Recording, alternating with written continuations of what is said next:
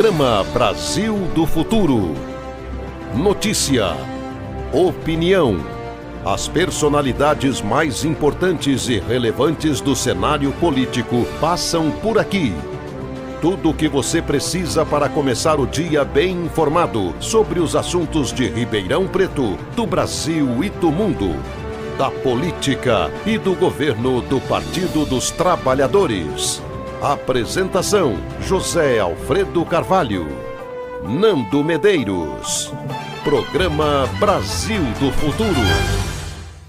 Nós vamos ganhar dinheiro usando recursos públicos para salvar grandes companhias. Agora nós vamos perder dinheiro salvando empresas pequenininhas. Para ajudar micro e pequenas empresas na crise do coronavírus, mas alguns pontos da medida aprovada pelo Congresso foram vetados pelo presidente Bolsonaro. Entre os negócios prejudicados pela pandemia, 518 mil eram de pequeno porte, 4 mil de médio porte e apenas 110 eram grandes.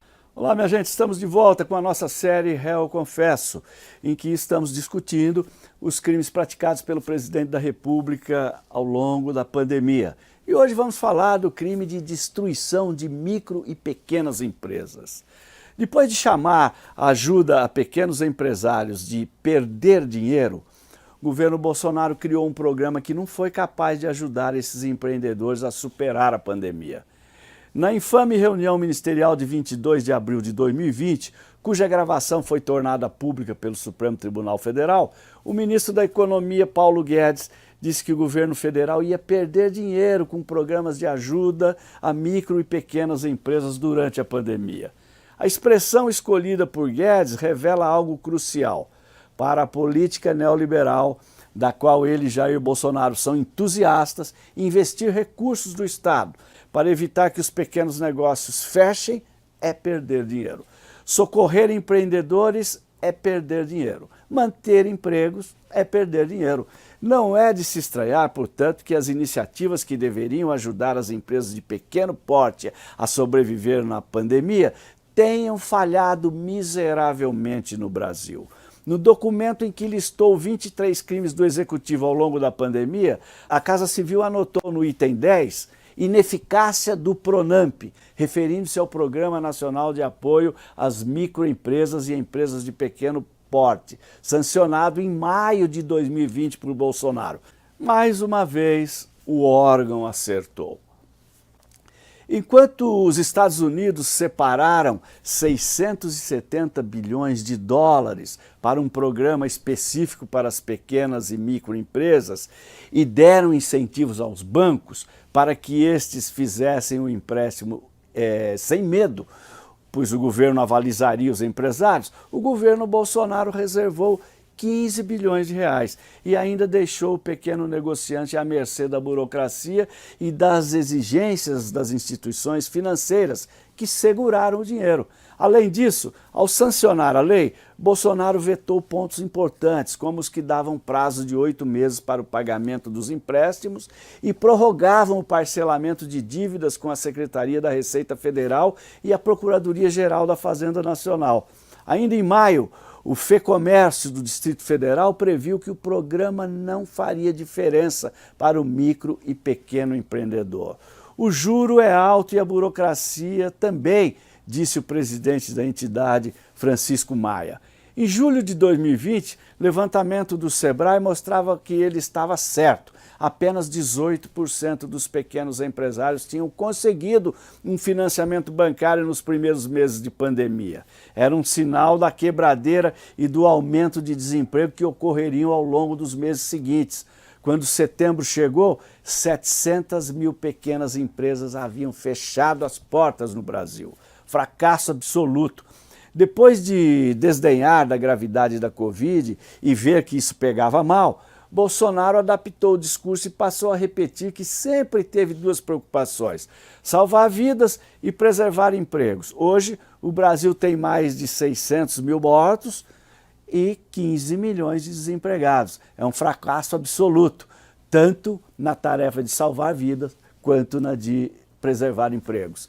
Se quisesse de fato proteger os empregos, Bolsonaro teria criado um programa realmente comprometido em ajudar os pequenos empreendedores. Afinal, Segundo dados do IBGE, em 2019 eram eles que garantiam 54% dos empregos e 44% da massa salarial do país. Bem, dos crimes elencados pela Casa Civil, que teriam sido cometidos pelo presidente da República, este que nós acabamos de apresentar é o último. Caminhamos agora para o desfecho da CPI, para o seu relatório final e após esse relatório voltaremos com as conclusões e com os próximos passos para além da CPI. Muito obrigado e até a próxima. O Brasil é dos brasileiros e das brasileiras. Nosso país é soberano, um país único que tem diversidade, riqueza e seu maior diferencial, o povo brasileiro. Milhões de brasileiros e brasileiras que acordam cedo todos os dias, que não fogem à luta, que têm orgulho do Brasil e defendem o que for melhor para si e para o crescimento do país. Um povo que sabe a importância de ter casa, luz, comida na mesa, respeito ao trabalho e dinheiro no bolso para viver com dignidade. Estamos aqui para ser o canal e a voz do maior partido de esquerda do mundo, da nossa militância, dos trabalhadores e trabalhadoras do país. Assim como o Brasil cresce, nossa comunicação cresce também. Registramos os momentos históricos do país, priorizamos as principais coberturas, acompanhamos de perto o que muda de fato na vida do povo. A partir de hoje, o Brasil sai do mapa da fome. Aqui valorizamos o povo brasileiro, damos voz a quem ajuda o Brasil a crescer, a quem dá a cara para enfrentar injustiças sociais, lutar por justiça tributária e defender nossos diferenciais. Quem luta para garantir educação a todos, crédito para o trabalhador e mudanças sociais de verdade. A gente respeita todos que fazem parte do nosso Brasil e te convidamos a seguir com a gente na transformação da nossa história. E com orgulho podemos dizer, somos brasileiros e fazemos parte da TV PT. Aqui brilha uma estrela.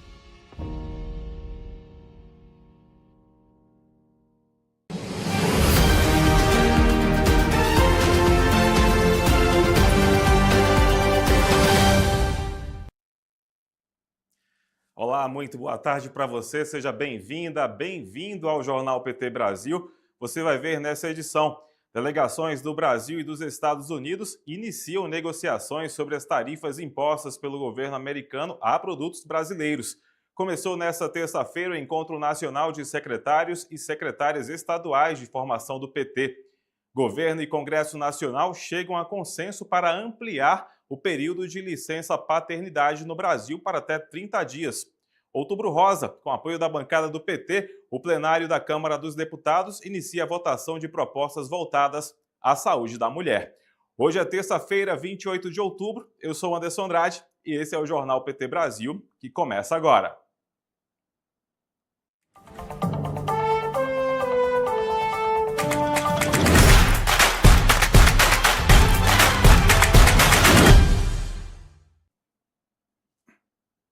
Estamos ao vivo via satélite pelo PTSat no canal 1313, também pelo YouTube e na Rádio PT. E quem apresenta esse jornal em língua brasileira de sinais junto com a gente são Marcelo e Nayane.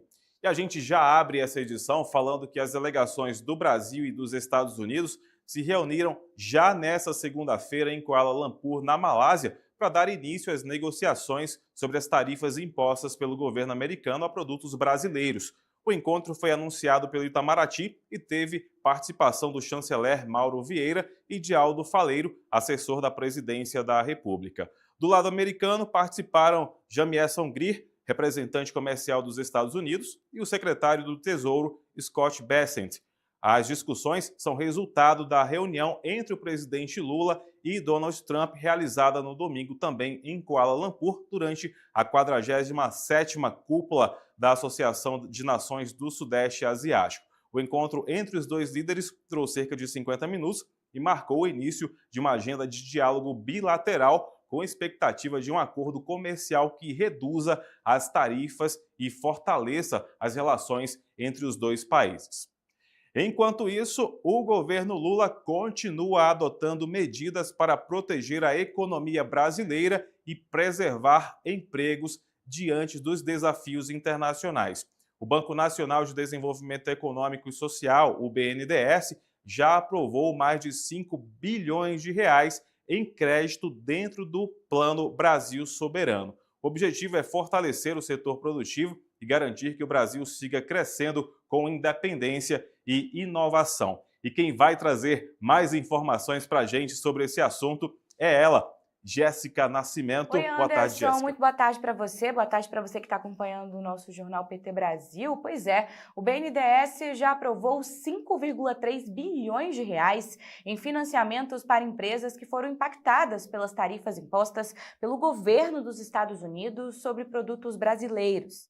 A medida integra o Plano Brasil Soberano, que foi criado pelo governo Lula para proteger a indústria nacional, garantir empregos e reduzir a dependência econômica do país em relação ao mercado externo. Até o momento, 371 operações foram aprovadas. A maior parte dos recursos, 4,38 bilhões de reais, foi destinada à indústria de transformação, que é responsável por grande parte das exportações brasileiras.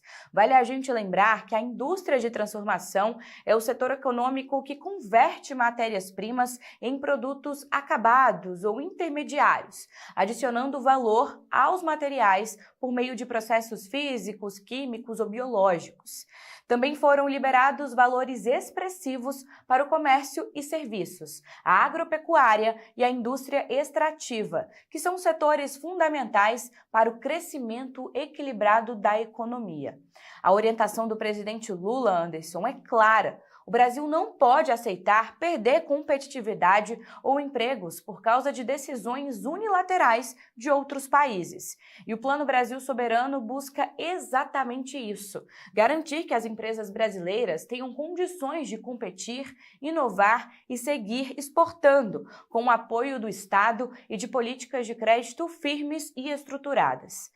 O Plano Brasil Soberano foi estruturado em 3 eixos principais. O primeiro, que é o fortalecimento do setor produtivo com crédito e investimento em tecnologia. O segundo, proteção aos trabalhadores para preservar empregos e renda. E o terceiro, diplomacia comercial ativa, defendendo os interesses brasileiros nos fóruns internacionais. Até agora, o banco já recebeu 470 pedidos de crédito, somando 8,7 bilhões de reais. E a demanda total pode chegar a 14,5 bilhões de reais, segundo estimativas do próprio BNDES. O Plano Brasil Soberano mostra que o governo Lula aposta em uma estratégia de crescimento sustentável, soberano e socialmente justo, com foco na produção nacional e no futuro dos trabalhadores brasileiros. E a gente continua, claro, acompanhando daqui, né, Anderson? Volto com você no estúdio. É isso aí, a participação da Jéssica Nascimento sobre o Plano Brasil Soberano do governo do presidente Lula.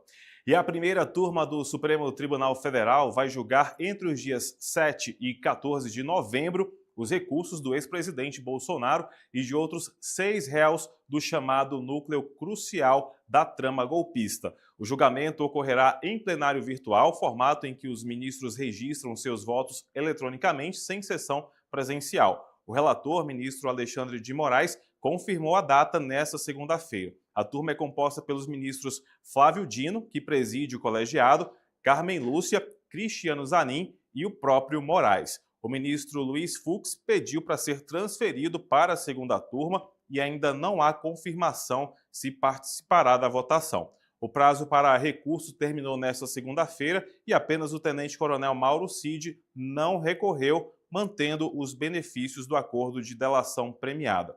As defesas dos réus alegam erros nos cálculos das penas e cerceamento de defesa, enquanto o STF prepara-se para analisar os embargos a partir da próxima semana.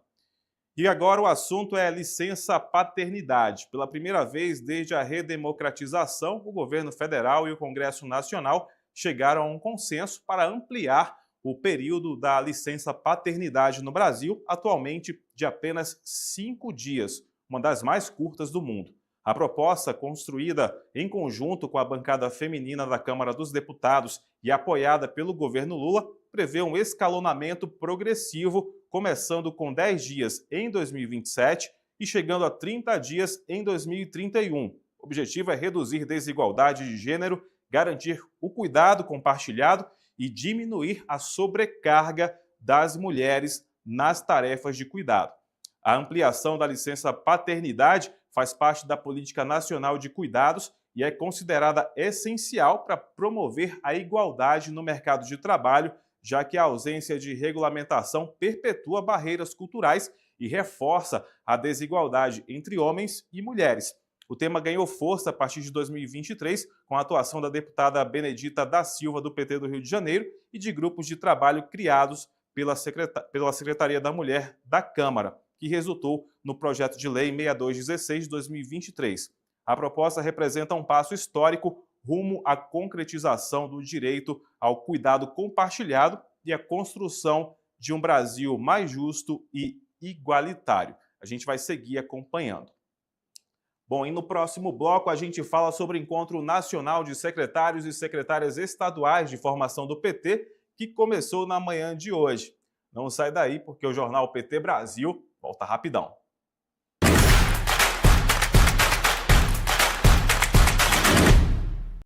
Comece suas manhãs com mais informação no Café PT.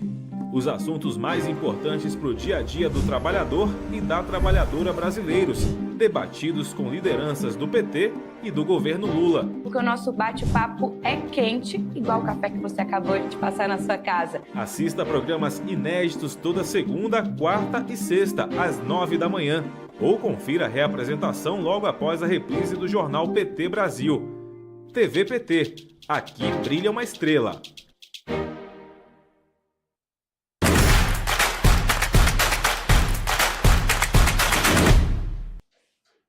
É isso aí, já estamos de volta aqui no Jornal PT Brasil. Agora deixa eu trazer o foco aqui para o Partido dos Trabalhadores, porque começou nesta terça-feira o Encontro Nacional de Secretários e Secretárias Estaduais de Formação do PT.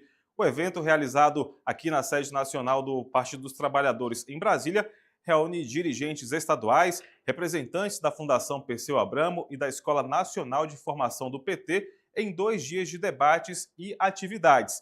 O encontro tem como objetivo fortalecer o Sistema Nacional de Formação Política do PT e consolidar as diretrizes do Plano Nacional de Formação 2026, reafirmando o papel estratégico da formação política na construção partidária e na defesa da democracia.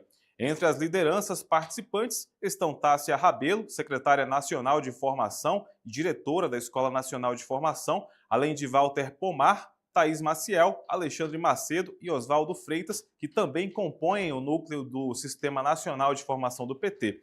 A programação também contará com a presença de dirigentes nacionais como Edinho Silva, Paulo Okamoto, Maria do Rosário, Éden Valadares, Misiara Oliveira e Mônica Valente. Entre hoje e amanhã serão discutidos estratégias, desafios e ações integradas de formação, reforçando o compromisso do PT com a educação política como base da sua organização e da luta por um país mais justo e participativo.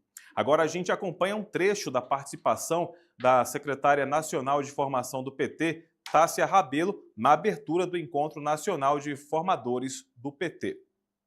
Fizemos, não sei quem participou aqui, mas a gente realizou a Conferência Nacional Paulo Freire, durante as comemorações de centenário, né, do companheiro Paulo Freire, e essa conferência ela tinha esse papel de escuta e de mapeamento, né, compreender o que era a formação política no PT naquele momento, e a partir disso um dos encaminhamentos foi da construção de um sistema. Foi feito um diagnóstico, que eu acho que ainda é um diagnóstico presente e válido, de que nós temos muitas iniciativas de formação, todas elas muito válidas, mas que era necessário construir uma concepção político-pedagógica do que é a formação política do PT, não para que ela seja um modelo a ser implementado daquela maneira em todos os lugares, porque a gente tem que considerar as particularidades regionais, né, a realidade de cada estado, de cada município. A gente tem total concepção disso, e isso está no sistema disso, também está estabelecido no sistema, mas que era importante que a gente traçasse a nossa concepção político-pedagógica e que a gente saísse de uma lógica na qual a gente tem eventos de formação, atividades esporádicas de formação, mas não uma formação mais perene e contínua, permanente. Então a gente parte de uma perspectiva de que todos os militantes do PT, sejam eles parlamentares, sejam eles dirigentes, sejam eles novos filiados, precisam estar num processo contínuo de formação. Que essa formação tem que atender a essas diferentes necessidades. Vocês vão ver na nossa proposta do Plano Nacional que a gente vai ter formação, vai ter uma nova primavera, né? Nosso carro-chefe, mas vai ter também formação para dirigentes, novas gestões que estão assumindo agora, formações para candidatos para o próximo ano, para coordenadores de campanha, formação para quem milita, né, tanto em espaços católicos ou evangélicos, no Fé e Democracia, que está também construindo nas bases, enfim, vários aspectos, mas que tudo isso precisa ter um norte, precisa, de fato, se conectar. Então, por isso que é tão fundamental essa nossa relação com as secretarias estaduais e a relação de vocês com as secretarias municipais. E o diretor de Cooperação Internacional da Fundação Perseu Abramo, Walter Pomar, também falou durante a abertura do Encontro Nacional de Formação do PT. Vamos ver. Só dá para falar da história da formação política do PT se a gente levar em consideração a história do próprio PT. O PT, na minha opinião, tem 4 grandes momentos. Tem o momento inicial, que vai de 80 até 89. Tem o segundo momento de oposição nossa ao neoliberalismo, que vai de 90 até 2002. Tem o período dos governos Lula e Dilma, de 2003 a 2014. E de 2015 até 2025 é o período atual em que a gente passa a enfrentar 2 direitas, passa a enfrentar o golpismo, outra época. São os problemas de cada uma dessas épocas e as soluções dadas pelo partido para enfrentar esses problemas que explicam a linha da formação política em cada período. Tem a matéria completa aí sobre o Encontro Nacional de Formação do PT. A gente vai trazer amanhã, na edição de quarta-feira do jornal PT Brasil. Agora a gente fala sobre educação e tem notícia em dose dupla para você. Candidatos do Enem 2025 já podem conferir locais, data e hora de aplicação das provas e em uma ação inédita para 2026, o SISU vai aceitar as notas das edições do Enem de 2023, 2024 e 2025 para candidatura de vagas em instituições federais e estaduais. Vamos saber mais detalhes aí na matéria da Fran Martins. O cartão de confirmação de inscrição do Enem 2025 já está disponível na página do participante e traz, entre outras informações, número de inscrição, data, hora e local de prova, além de indicar, quando for o caso, o direito do participante a atendimento especializado ou ao uso do nome social. As provas do Exame Nacional do Ensino Médio 2025 serão aplicadas em 9 e 16 de novembro nas 27 unidades da Federação. Nas cidades de Belém, Ananindeua e Marituba, no Pará, o Enem será aplicado nos dias 30 de novembro e 7 de dezembro.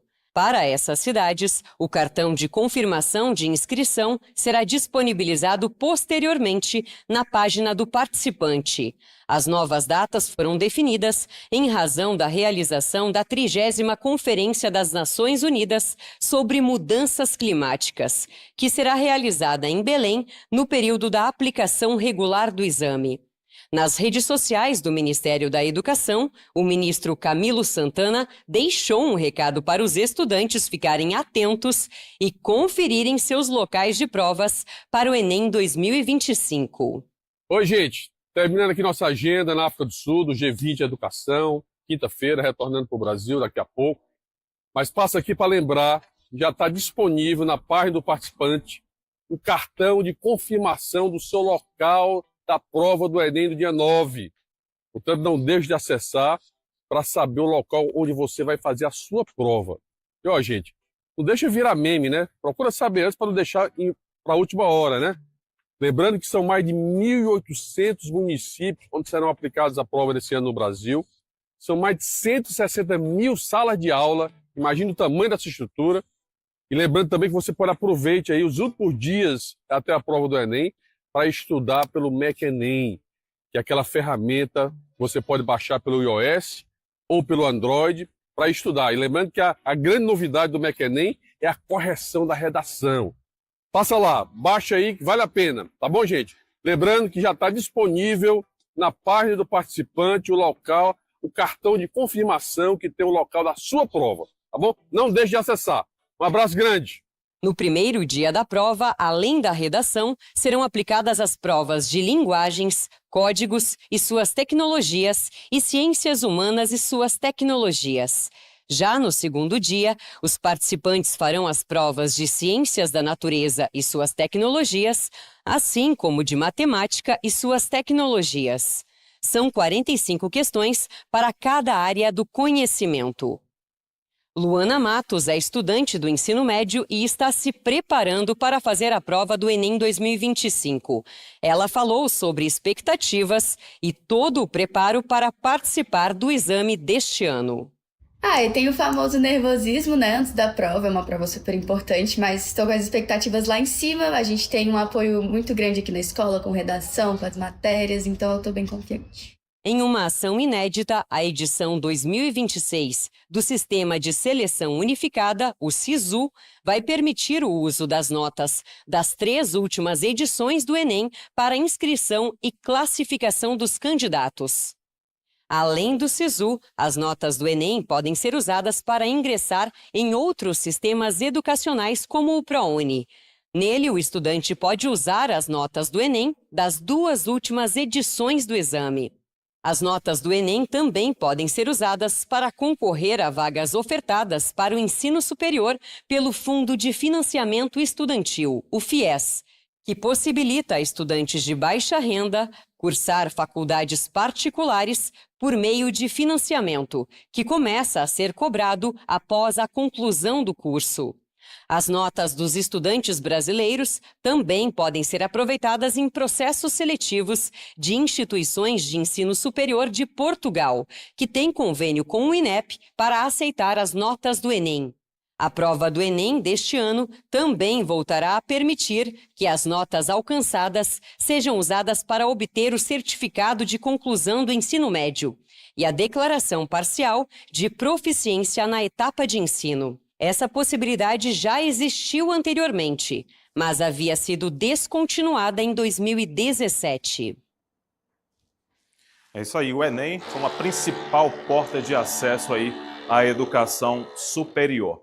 E olha só, a Caixa Econômica Federal paga nesta terça-feira a parcela de outubro do Bolsa Família aos beneficiários com o número de identificação social, o NIS, final 7. O valor mínimo é de R$ 600, mas com os adicionais o valor médio sobe para R$ 683,42. Segundo o Ministério do Desenvolvimento e Assistência Social, quase 19 milhões de famílias recebem o benefício neste mês, totalizando 12 bilhões e 880 milhões de reais em investimentos. O programa paga adicionais de R$ 50 para gestantes, mulheres que amamentam e filhos de 7 a 18 anos e R$ 150 para crianças de até 6 anos. O pagamento é realizado nos últimos 10 dias úteis de cada mês e as informações podem ser consultadas pelo aplicativo Caixa Tem em 39 cidades atingidas por secas ou cheias. O pagamento foi antecipado. E a gente fala agora sobre o TV Elas por Elas, porque o tema da aula de hoje é interseccionalidade na garantia de direitos fundamentais à mulher. A convidada é a Jéssica Silva, militante e educadora social. O programa vai falar sobre como as opressões de gênero, raça e classe se cruzam na vida das mulheres. Além disso, também fala sobre a luta feminina como ferramenta antirracista e de fortalecimento popular. É daqui a pouco, às 4 da tarde, aqui na TV PT. Não perca! E a seguir a gente atualiza você sobre o andamento da CPMI do INSS na Câmara. Teve sessão ontem e com apoio da bancada do PT, o plenário da Câmara dos Deputados inicia a votação de propostas voltadas à saúde da mulher. O Jornal PT Brasil volta já.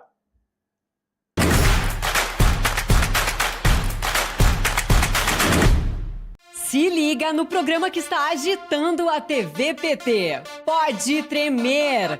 O videocast para a juventude que gosta de política e para quem acha que não gosta também.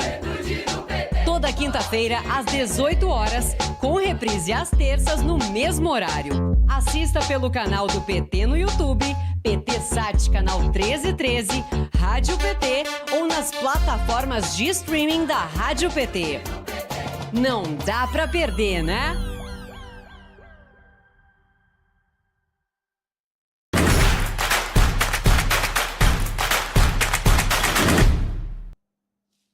Já estamos de volta aqui no Jornal PT Brasil.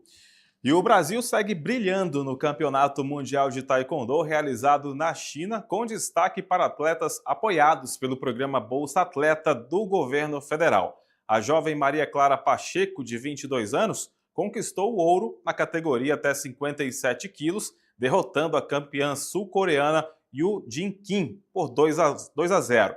Maria Clara é apoiada pelo programa Bolsa Pódio, a categoria mais alta do Bolsa Atleta, e já foi contemplada em 6 editais desde 2017, crescendo junto com o projeto. O brasileiro Henrique Marques, de 21 anos, também garantiu ouro na categoria até 80 quilos, vencendo o chinês Zhang Xiang por 2-0. Henrique é o primeiro brasileiro a conquistar ouro masculino em um Mundial de Taekwondo, superando uma arritmia cardíaca que quase o afastou do esporte. Já a Milena Titonelli ficou com prata na categoria até 67 quilos. Ao todo, 416 atletas do Taekwondo são apoiados pelo Bolsa Atleta, que completou 20 anos em 2024 e alcançou o maior número de contemplados da história, com mais de 10 mil beneficiados em todo o país. CPMI do INSS. Ex-diretor de Governança, Planejamento e Inovação do INSS, Alexandre Guimarães, prestou depoimento nesta segunda-feira à CPMI do INSS. Ele é investigado por suposto envolvimento em um esquema de fraudes e descontos indevidos em benefícios previdenciários. Guimarães negou ter mantido relações políticas e afirmou que os cargos públicos que ocupou foram conquistados por meio do envio de currículos. Porém, admitiu ter sido indicado ao INSS após uma breve reunião com o deputado Euclides Petersen, do Republicanos de Minas Gerais. O ex-diretor também reconheceu que recebeu R$ 313 mil de Antônio Carlos Camilo Antunes, conhecido como Careca do INSS, mas alegou que os valores se referiam à venda de material de educação financeira. Ele afirmou ter encerrado o contrato após a Polícia Federal desarticular o esquema. Durante a sessão, o relator, deputado Alfredo Gaspar, do União Brasil, informou que pretende convocar parlamentares citados no caso para prestar esclarecimentos. Agora a gente acompanha as participações dos parlamentares do PT na CPMI ontem. Há uma ligação clara de uma quadrilha que veio do governo Temer, passou por todo o governo do Jair Bolsonaro, nada foi feito para se apurar, e agora este aí, o presidente Lula, que está ali com o Temer numa foto ilustrativa, está devolvendo o recurso. Já foram devolvidos mais de 3 bilhões para mais de 2 milhões de aposentados. E, além disso, o presidente colocou a Controladoria Geral da União, como não tinha sido feito no passado, e também a Polícia Federal, que Bolsonaro não fez, para investigar esse caso que está levando a gente a elucidar a roubalheira que veio desde Temer, passou do Bolsonaro e está sendo agora resolvida por este presidente, que é um grande ativista e um grande internacionalista que apresenta o Brasil ao mundo. Para vocês, as pessoas vocês não estavam preocupados com o sofrimento delas. Por isso que esse roubo continuou crescendo e mais entidades entrando. Ao longo de 2020, 2021, 2022 no governo Bolsonaro. Se providências tivessem sido tomadas à época, se a polícia tivesse sido comunicada para parar com esses descontos, esse roubo não continuaria. Essa quadrilha não continuaria dentro do INSS com servidores participando em 2023 e 2024. Quem teve a coragem de mandar apurar para valer foi a Controladoria Geral da União do governo do presidente Lula. Quem mandou parar com o desconto foi o governo do presidente Lula. Quem mandou investigar foi o governo do presidente Lula com a Polícia Federal. Por isso que, inclusive, nós temos essa CPMI que veio à tona. Portanto, o governo Bolsonaro foi omisso, como Vossa Excelência mesmo afirmou. Todos os personagens que apareceram aqui até agora, todos eles, sem exceção, exerciam algum tipo de função de comando no INSS dentro do governo Bolsonaro. Os Golden Boys surgiram, ficaram milionários sem nunca ter trabalhado na vida no governo Bolsonaro. Foi na conta do ministro Onyx, do Bolsonaro, que o dinheiro foi depositado na campanha eleitoral. Botaram dinheiro na campanha do Bolsonaro, do candidato Bolsonaro. Votaram no Bolsonaro. E querem fazer crer para a sociedade brasileira que foi o PT, que foi o governo do presidente Lula que montou esse esquema vergonhoso que roubou bilhões de reais dos aposentados e aposentadas do nosso país. Ninguém acredita. Isso aí já ficou até algo cansativo, né? Mas é o que resta para a oposição.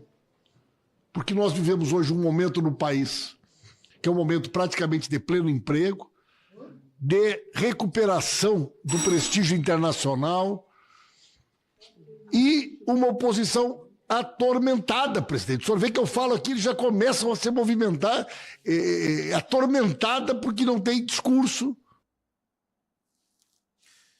Os gabaritos das provas objetivas da Prova Nacional Docente 2025 foram divulgados nesta terça-feira no portal do INEP.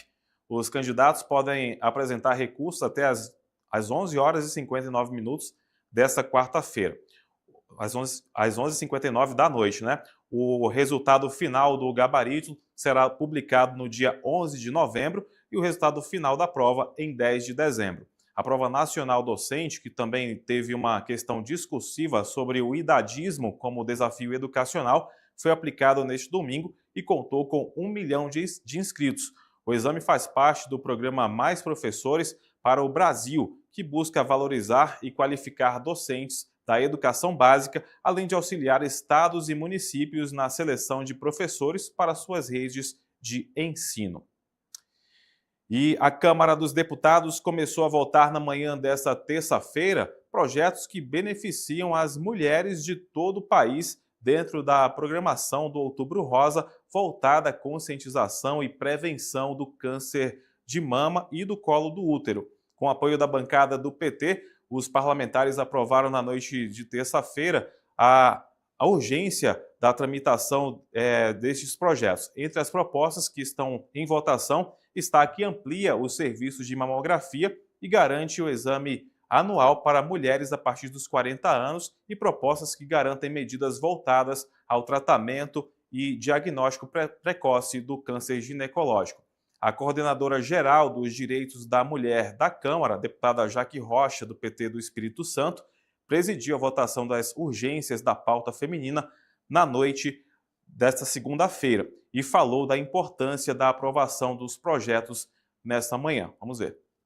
Estamos aqui diante de um momento muito importante. Hoje, esse plenário votará o mérito de diversos projetos da bancada feminina, construído às muitas mãos que representam, sobretudo, a luta pela vida das mulheres brasileiras. Sabemos que quando nós falamos de Outubro Rosa, uma campanha que já está consolidada no Brasil, ela precisa chegar nos rincões do nosso país, fazer com que a saúde seja o acesso democrático, fazendo com que as instituições, seja no âmbito do governo federal, que vem sendo liberada a pasta da saúde pelo ministro Padilha, que recentemente anunciou medicamentos de alto custo, de até R$11 mil para o tratamento do câncer de mama e outras especificidades. Assim como agora tem especialistas, através das carretas para levarem a saúde pública em todos os cantos do nosso país e também fazendo com que os projetos que nós vamos aprovar aqui hoje, pelo mérito, possam ser conduzidos na realidade e mudando, promovendo cidadania, promovendo igualdade, promovendo direitos. É isso aí, mais avanços para a saúde da mulher. E no Café PT de amanhã, você vai ver uma entrevista com o deputado federal Zeca Dirceu, do PT do Paraná, sobre a redução do preço da gasolina. Assunto importantíssimo aí que mexe diretamente com o bolso de todos nós brasileiros. O Café PT vai ao ar a partir das 9 da manhã aqui na TV PT. E a gente lembra que o Café PT tem edições inéditas toda segunda, quarta e sexta-feira, às 9 da manhã, com reapresentações às terças e quintas, no mesmo horário, aqui na TV PT. O conteúdo também fica disponível no canal oficial do PT no YouTube para você assistir e compartilhar.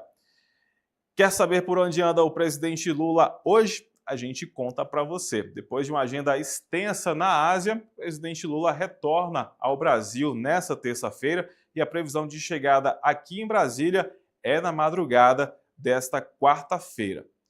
E agora a gente se despede do Jornal PT Brasil de hoje. Muito obrigado pela sua companhia. Eu te espero amanhã, pontualmente, à 1 da tarde, aqui na TV do seu Partido dos Trabalhadores. Tenha uma excelente tarde. Tchau, tchau.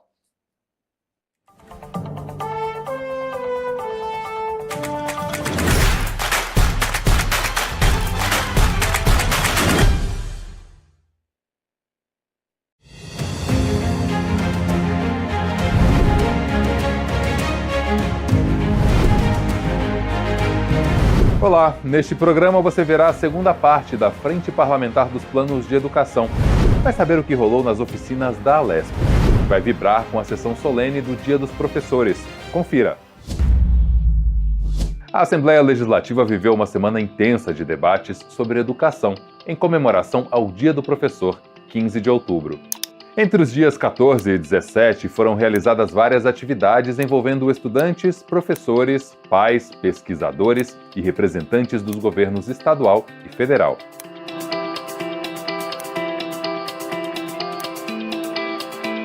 Estar neste debate, indubitavelmente, é muito importante. É a vida de cada um e cada uma. E o interessante é que é um plano que, primeiro, eu considero dois importantes instrumentos que vai ajudar a compor ou colocar em prática este plano estadual de educação. Do ponto de vista do compromisso, é se não ter considerar o marco referencial, da equidade na educação, e está aqui a secretária Zara. Esse é um ponto que no conteúdo, nós temos que ficar atentos. E o outro ponto é aquilo, César, que eu, você, a Zara e o mundo debateu, que foi nós termos o Sistema Nacional de Educação. O atual Plano Nacional de Educação, que está se findando agora, é um plano que, do ponto de vista dos objetivos e metas que ali foram estabelecidas, poucas delas foram de fato realizadas nesse período. E por vários motivos. Um dos motivos é que nós tivemos uma pandemia. Outro motivo é o fato de que nós tivemos um governo federal que desarticulou, desmontou, desmanchou, atacou a educação, a ciência, a cultura de uma maneira proposital, que foi o governo Bolsonaro, e tivemos outros fatores também. Na verdade, nós precisamos, todas as políticas públicas sendo políticas do Estado. Onde nós conseguimos isso, da melhor forma, foi no SUS. O SUS consegue isso por quê? Porque as pessoas são muito preocupadas com a saúde. Você vê o número de farmácias que a gente tem, gente em farmácia.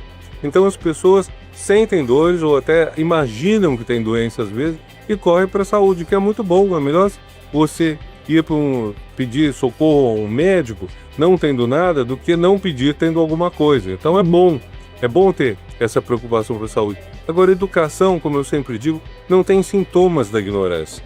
Não existe um momento que a pessoa, sei lá, tem dor de dente porque não sabe ler ou escrever, ou enfim, dói a barriga porque ela não entende o papel das vacinas. Não tem. Então o resultado é que a educação não é uma pauta tão óbvia quanto a saúde. Mas ao mesmo tempo a educação produz um futuro gigantesco. A saúde salva vidas. A educação pode salvar o futuro das pessoas.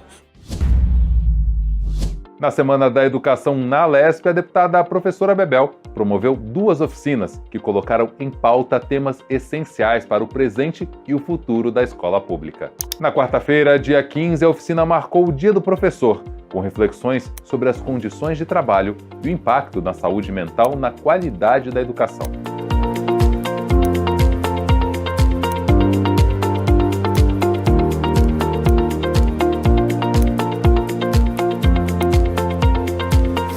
A cada aula que você dá, a cada providência que você toma dentro da sala de aula, você está mudando o planeta.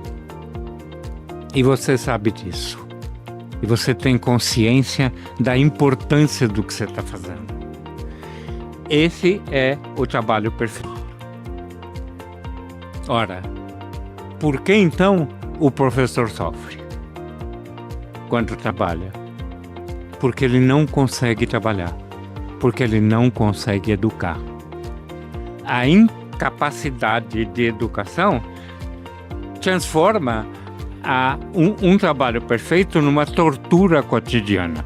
O que acontece quando você tem essa relação? Você tem o burnout. Refletir sobre a saúde de vocês é permitir que vocês sejam seres humanos, que é o que o governo do estado de São Paulo não faz. Nos tratam como coisa. E nós vamos mostrar que nós não somos coisa. Nós somos pessoas de cabeça erguida, tá certo? E que nós sim é que mantemos a educação pública no estado de São Paulo. Na quinta-feira, dia 16, a oficina reuniu entidades do movimento estudantil, como a União Nacional dos Estudantes e a União Paulista dos Estudantes Secundaristas, além de professores e gestores que discutiram os rumos da educação paulista.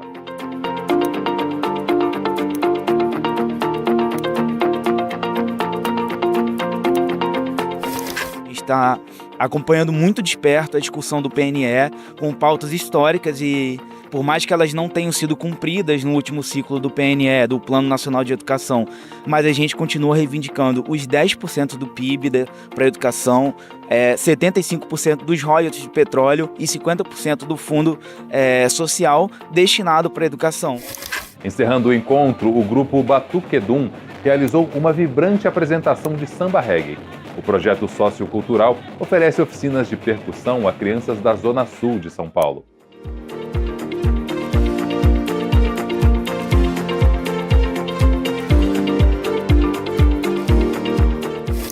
Essa Semana da Educação, eu não deveria estar fazendo. O que tinha que estar fazendo já tinha que ter uma lei para criar, eu vou fazer isso. A Semana da Educação na Assembleia Legislativa, com a apresentação artística, com um balanço, na verdade, de tudo que os estudantes fizeram nas escolas públicas, para além deles virem, para além dos professores virem. O poder não emana do povo. Uma forma de emanar do povo é oferecer os espaços exatamente para que eles possam se apresentar. Porque a hora que a gente propuser um projeto, eles não ficarem dizendo, mas não ouviu o pai, não ouviu o aluno, não, a gente ouviu, né? Vocês aqui acho que não têm a prática.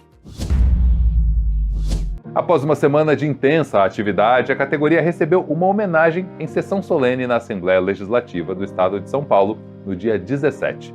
A sessão não se limitou a comemorar a data. Ela também reuniu profissionais da área para debater as adversidades que professoras e professores enfrentam, como a defasagem salarial e a precarização das condições de trabalho.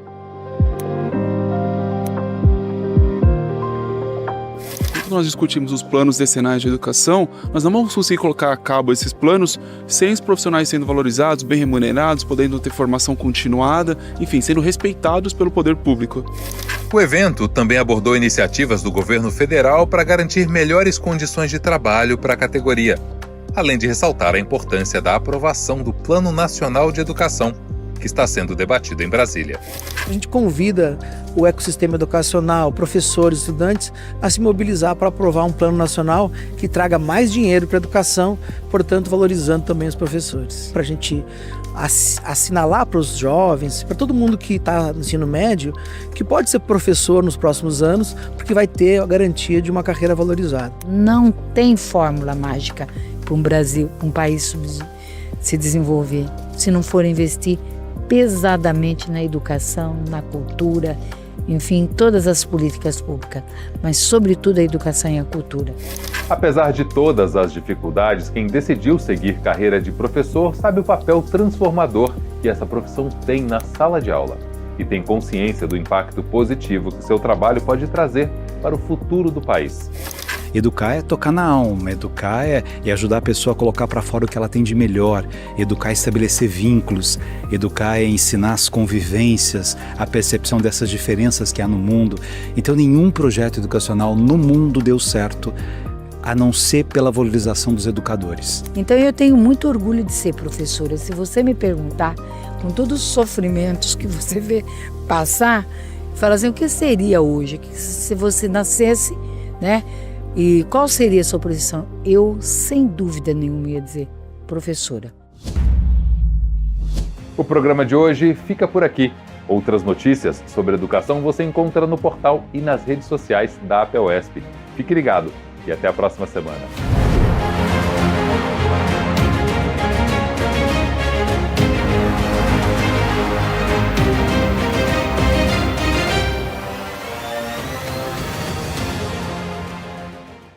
Você sabe, na hora em que precisa, é com o PT que você pode contar.